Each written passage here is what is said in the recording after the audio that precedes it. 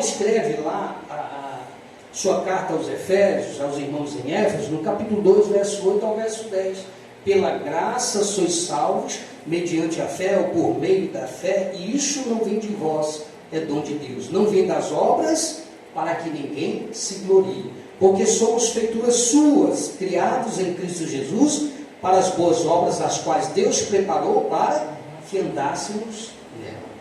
Então não são as obras que nos salvam, irmãos, mas as obras acompanham aqueles que servem a Cristo, aqueles que se renderam ao Senhor. Amém? Ela também trouxe o conhecimento e o resgate de um único mediador entre Deus e os homens, Jesus Cristo homem, solos Cristo, somente a Cristo. E por fim, só lhe deu glória. Glória somente a Deus, ou somente a Deus a glória. Uma vez que a salvação, irmãos, ela é efetuada exclusivamente através da vontade e ação divina. Então é Deus, irmãos, que nos concede a salvação. Então não há questionamento com relação a isso. Não há contraposição com relação a isso. É Deus que escolhe os seus. É Ele que dá a vida, é Ele que elege os seus para que por meio da obra de Cristo nós sejamos aceitos por Ele. Amém? Na política e na economia, os nobres viram na reforma, irmãos, uma possibilidade de romper o vínculo que tinham com a igreja do poder papal. Então, pois havia sido imposta pela igreja romana a cobrança de imposto, tanto dos nobres quanto dos pobres. Então, o ponto imediato a ser destacado era o quê? A insatisfação com as práticas da igreja católica, que eram ilícitas.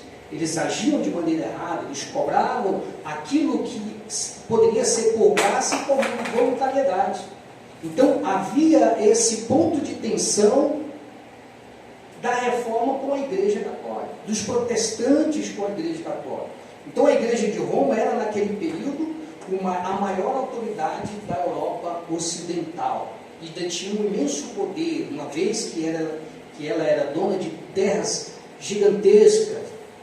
Devido a esse poder magistral, digamos assim, os estados eles eram obrigados a se sujeitarem, a serem subservientes ao poder papal ou à igreja romana, sem poder questionar a sua autoridade eclesiástica. Era dessa forma que a igreja e o papado ele legitimavam o seu poder, por meio dessa coação, por meio desse poder magistral.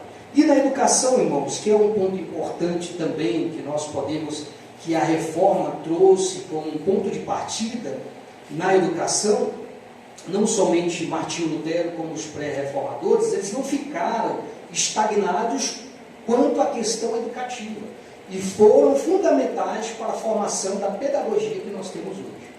Então eles foram esses protagonizadores de uma educação que pudesse ser não somente de uma classe particular, mas que fosse de uma classe em que todos pudessem ter acesso à educação. Então, em decorrência dos princípios da reforma, surgiu o quê? Uma ênfase na necessidade da leitura. Surgiu uma ênfase na compreensão e interpretação da Bíblia, porque eles estavam interpretando e compreendendo de uma maneira, da forma deles, de uma maneira contrária àquilo que a própria palavra de Deus que estava de fato, irmãos, falando para que nós pudéssemos seguir. Então, sendo fundamental, portanto, oferecer o quê? Instrução às pessoas. Então, as pessoas precisavam de instrução, as pessoas precisavam de educação. Então, diante dessa realidade, houve-se a necessidade de quê? De oferecer uma educação mais abrangente, ou seja, alfabetização, já que todos deveriam ler e saber as Sagradas Escrituras. E não somente a esse grupo privilegiado, que era o clero, mas também o proletariado. O que era o proletariado? São aquelas pessoas que apenas trabalhavam, irmãos, para a sua sobrevivência. Eles não tinham nenhum ganho com o trabalho, apenas uma forma deles receberem por aquilo que eles estavam fazendo.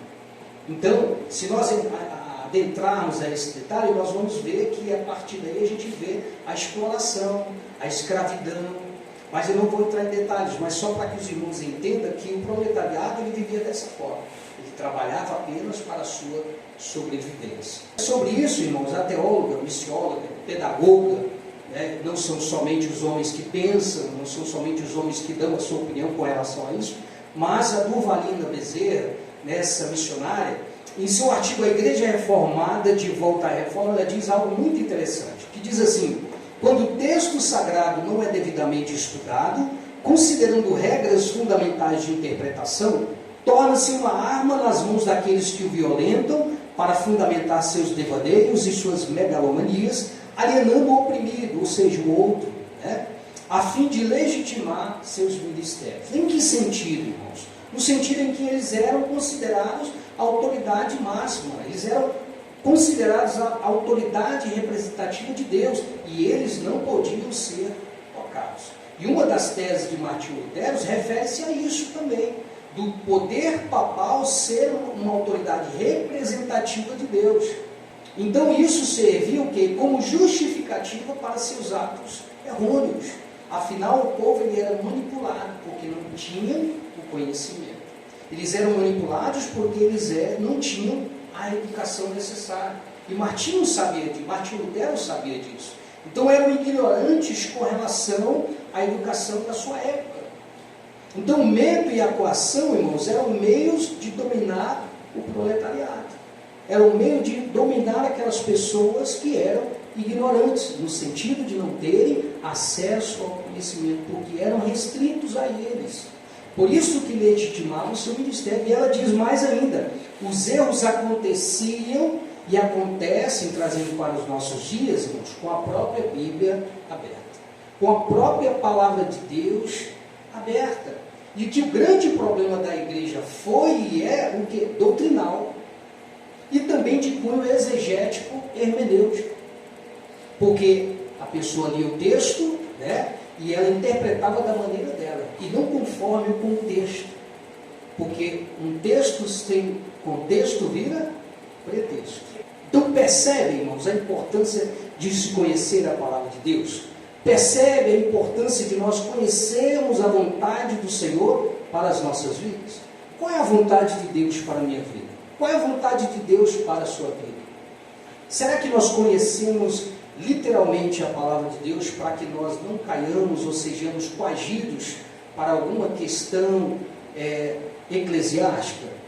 Então, ao trazer essa consciência ao povo, irmãos, a Bíblia, portanto, ela tornou-se o livro mais lido da Europa no século XVII, que foi um fator importantíssimo no marco da história da igreja, no marco da pós-reforma. Então a educação, irmãos, era de fundamental importância dentro da concepção do mundo de Martinho Lutero.